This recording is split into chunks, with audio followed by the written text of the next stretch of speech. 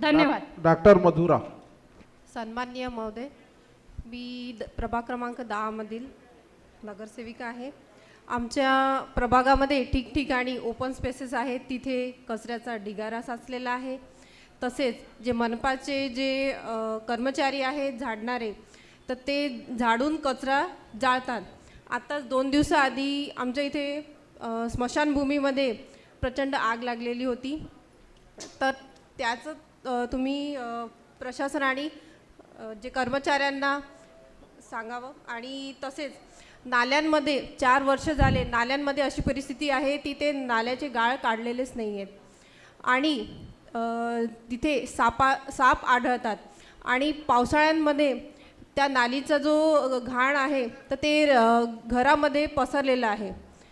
तर प्रशासनाने लवकरात लवकर चौकशी करून तिथले स्पॉट्स बघून कर्मचाऱ्यांना त्या समस्या दूर कराव्या.